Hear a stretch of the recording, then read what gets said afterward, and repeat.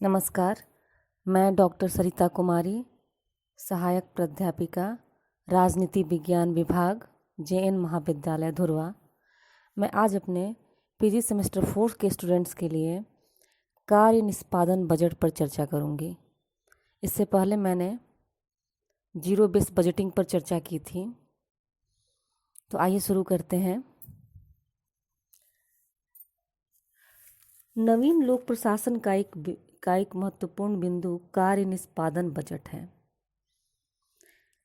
कार्य निष्पादन बजट की अवधारणा पिछले कुछ वर्षों से एक महत्वपूर्ण अवधारणा बन गई है, क्योंकि यह वित्तीय प्रशासन में सुधार की प्रक्रिया का एक आवश्यक अंग है।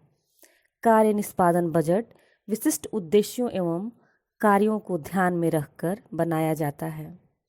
यह बताता है कि कितने कार्य संपादित करने का विचार है, अर्थात इस बजट में मदों की अपेक्षा कार्यों पर अधिक बल दिया जाता है।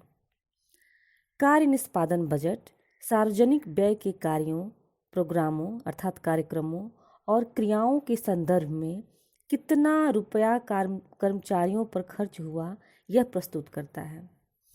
प्रशासनिक सुधार आयोग ने इसकी परिभाषा दी है कि कार्य निष्पादन बजट सरकार की गतिविधियों को कार्यों, कार्यक्रमों, क्रियाओं एवं परियोजनाओं के रूप में प्रकट करने की एक प्रविधि है। वस्तुतः कार्य निष्पादन बजट उस प्रक्रिया को प्रकट करता है जिसके द्वारा बजट के माध्यम से सरकार के प्रोग्रामों और कार्यों को निष्पादित किया जाता है। कार्य निष्पादन बजट के कई चरण हैं। पहला, लक्ष्य। व्यक्तिगत कार्यक्रमों के लक्ष्यों को संख्यात्मक तथा मापन किए जाने वाले शब्दों में बताया जाना चाहिए, यह कार्य निष्पादन बजट कहता है, और उनको सरकार के चिरकालीन उद्देश्यों एवं लक्ष्यों के संदर्भ में पेश किया जाना चाहिए। दूसरा है विश्लेषण।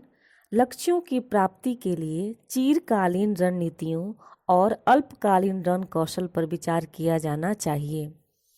बजट का वर्गीकरण किया जाता है। जिन कार्यक्रमों को लागू करना है उनका वर्गीकरण किया जाता है। चौथे नंबर में प्रबंध किया जाता है। निश्चित किए गए लक्ष्यों को प्राप्त करने के लिए विभिन्न संगठनों की भूमिकाओं को सुनिश्चित किया जाना चाहिए। कार्य निष्पादन बजट के विभिन्न चरणों के बीच परस्पर क्रिया का होना बहुत ही जरूरी अर्थात अनिवार्य है। अब ये कार्य निष्पादन बजट के चरण थे। अब हम कार्य निष्पादन बजट के लक्ष्यों की चर्चा करेंगे। प्रत्येक कार्यक्रम के वस्तुगत तथा वित्तीय पक्षों को परस्पर संबंधित करना, ये इसका लक्ष्य है। दूसरा लक्ष्य है विधानमंडल के द्वारा अधिक अच्छी प्रकार से समझने और पुनर्वेक्षण करने की प्रक्रिया को सरल बनाना। तीसरा है कार्यान्वयन लेखा परीक्षण को अधिक प्रभावशाली बनाना। फिर योजनाओं में जो चिरकालीन अर्थात दीर्घकालीन लक्ष्य निर्धारित किए गए हैं उनकी ओर प्रगति का मापन करना। नेक्स्ट, एक भाषा द्वारा वार्षिक बजटों और विकास योजनाओं को एक दूसरे के निकट लाना। अब हम कार्य निष्पादन बजट के लाभों की चर्चा करेंगे। कार्य निष्पादन बजट का लाभ है कि यह बजट उन उद्देश्यों एवं लक्ष्यों को पूर्ण स्पष्टता से प्रकट करता है जिन पर व्यय किया जाना है।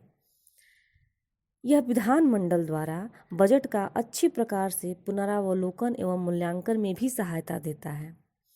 यह प्रशासन में उत्तरदायित्व को सुनिश्चित करता है। यह सरकारी व्यय तथा आय के विकल्पों का सही चित्र प्रस्तुत करता है। यह लेखा परीक्षण को उद्देश्यपूर्ण एवं प्रभावी बनाता है। साथ ही इससे धन का दुरुपयोग भी कम हो जाता है। कार्य निष्पादन बजट की कुछ शर्तें हैं। इसमें पहला है कि संगठन में उद्देश्यों की स्पष्टता होनी चाहिए, तभी कार्य निष्पादन बजट सफल हो पाएगा।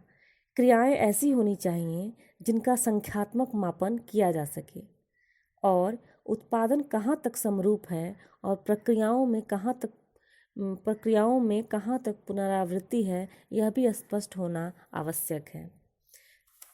कार्य निष्पादन बजट कुछ दोषों एवं समस्याओं से भी ग्रसित है, जिसका हम वर्णन करेंगे। जैसे अनुकूल और अपनाई जा सकने वाली कार्यात्मक श्रेणियों की पहचान करना इसमें मुश्किल होता है। कार्य निष्पादन बजट निर्णय करने में क्रियाओं का तुलनात्मक मूल्यांकन का समाधान नहीं करता है। जिस वर्गीकरण का विकास किया जाता है वे कभी कभी इतना विस्तृत हो जाते हैं कि उसे उपक्रमों के महत्वपूर्ण क्रियाओं का कुछ महत्वपूर्ण ज्ञान ही नहीं होता। बजट संबंधी निर्णय प्रबंध के लिए दृढ़ आधार का कार्य नहीं कर पाते हैं। ये कार्य निष्पादन बजट की कुछ समस्याएं थीं। अब हम चर्चा करेंगे कि भारत में कार्य निष्पादन बजट की क्या स्थिति है। भारत में कार्य निष्पादन बजट को अपना लिया गया है, परंतु जो लाभ होने चाहिए थे वे नहीं हुए। इसका कारण है कि निष्पादन बजट का क्रियान्वयन शिथिल रहा है। महत्वपूर्ण कार्यक्रमों के बारे में, इकाइयों की लागत के बारे में, उनकी संख्या के बारे में कुछ भी नहीं अपनाया गया है। उद्देश्यों को सही प्रकार से निर्धारित भी नहीं किया जाता है तथा निष्पादन को वैज्ञानिक ढंग से नहीं मापा जाता है। निष्पादन बजट की प्रविधि को प्रत्येक विभाग द्वारा नहीं अपनाया गया है, जिससे भारत में इसकी उपयोगिता कम हो गई है।